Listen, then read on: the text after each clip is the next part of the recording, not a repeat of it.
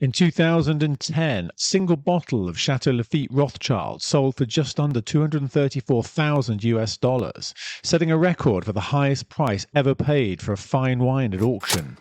Admittedly, this was the famed 1869 vintage, first to be produced under the Rothschild name.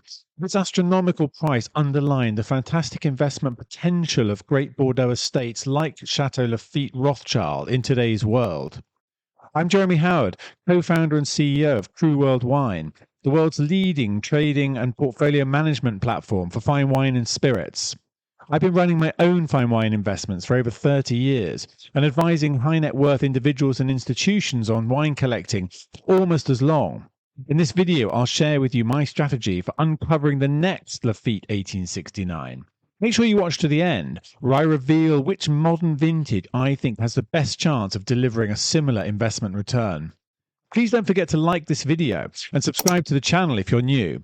Before we dive in, please note that this video is for education and entertainment purposes only, and nothing in it constitutes financial advice. More and more people are waking up to fine wine as a long-term investment option. After all, fine wine has outperformed major equity, bond and commodity markets over the past 25 years, with a compound annual growth rate of 10.2%. The world's most prestigious wines, produced today in quantities that are often no greater than they were 100 years ago, are in demand from more collectors with more money to spend than ever before. In fine wine markets, this increasing global demand is meeting rigidly fixed supply, and this is driving the kind of investment performance we are going to discuss in this video. And let's face it, very few estates can match the prestige, heritage, and sheer name recognition of Château Lafite Rothschild. Over the past decade, fine wine has followed the same pattern as collectibles like art, cars, watches, and even luxury handbags. The best performance has been achieved by the most famous names, those at the apex of the quality pyramid. Château Lafite Rothschild, as one of the world's great heritage brands, is a prime example. Look at the price performance of the legendary Lafitte Rothschild 1982 versus mainstream assets since 2000. If you're rubbing your eyes wondering how such outperformance is possible from a fine wine, you need to remember that it isn't only demand which has grown dramatically, supply is decreasing at an even greater rate. Unlike almost any other investable asset, fine wine is consumed at a rapid pace each year, making the bottles that are left ever more scarce. In financial parlance, fine wine is a deflationary currency. Look at how quickly Lafitte Rothschild disappears from the secondary market as it is consumed. We estimate that there are 90% fewer bottles of the 1995 vintage available to buy today versus the 2015 vintage. And when we get to much older vintages, often only a handful of bottles, if that, are available anywhere in the world, the rest having been long since consumed. This supply destruction with time has an inevitable impact on price, as we see here. Once you get down to only a few bottles left, the price is set by the marginal buyer, who could be anywhere in the world with any amount to spend. If that buyer happens to be a billionaire, of which there are over 2,600 today, then $50,000 for a bottle of incredibly rare and special wine like an old Lafitte Rothschild is not a great financial ask. This is why we see this steeply upward sloping price curve for the oldest top quality vintages. Château Lafite Rothschild is the most famous producer on Bordeaux's left bank, and it is arguably the most recognizable name in all of fine wine. Its iconic status is anchored by a heritage which few fine wine estates and almost no other luxury brand can match. The property has been called Lafitte since the year 1234. The current vineyard was planted in around 1680 by Jacques de Ségur. By the early 1700s, its quality was already high enough for it to be referred to as the King's wine. By the end of the 18th century, the world's greatest collectors, including US President Thomas Jefferson, regularly beat a path to the chateau's door, desperate to purchase wines such as the celebrated 1795 and 1798 vintages. Confirmation of Lafitte Rothschild's position at the top of Bordeaux's hierarchy came in 1855, when the estate was one of only 4 properties assigned first growth status in the world's first official wine classification.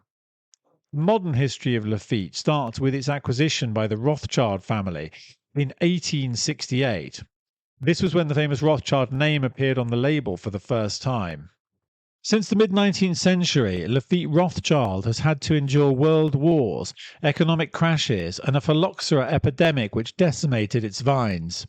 The estate endured, and today its meticulously produced wines, composed primarily of Cabernet Sauvignon, are celebrated everywhere for their elegance, power, complexity, and aging potential.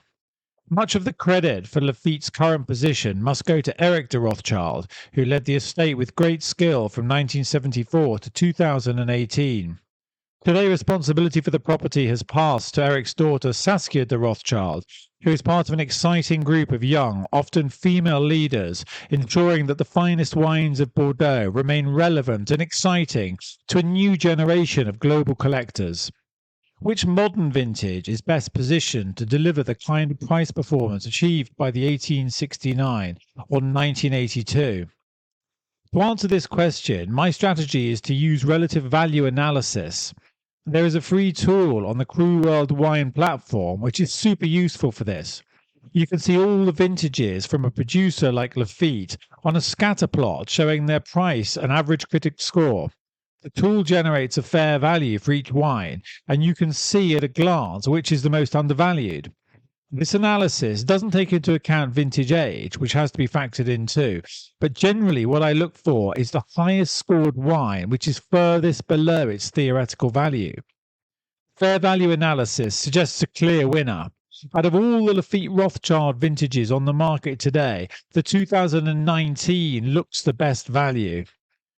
Lafitte Rothschild 2019 is trading at around $4,100 per case of 6, the most liquid case size, which is a 20% discount to its fair value of just over $5,100.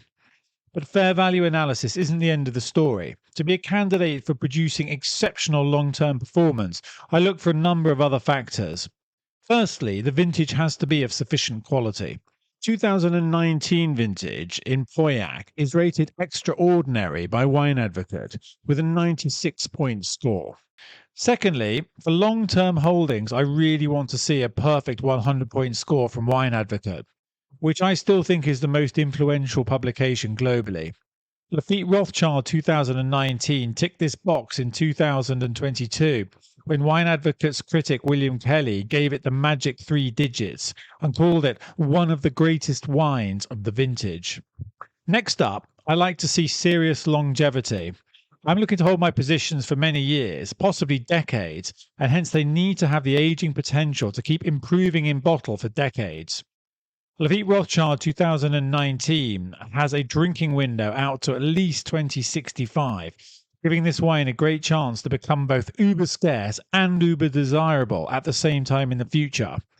I also like the fact that the 2019 vintage is now physical, i.e. in bottle and distributed to consumers, because this means that the gun has already been fired on its consumption curve. Cost of carry is a significant factor which many newcomers overlook when they come to fine wine investment. If not properly considered, this can wreak havoc with the real return of an investment portfolio. For a wine like Lafitte Rothschild 2019, I would be keeping this in Cru Worldwide's dedicated Bordeaux storage facility.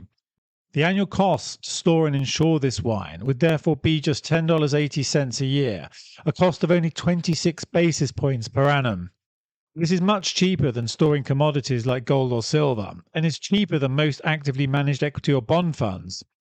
There are competing claims for best current Lafitte.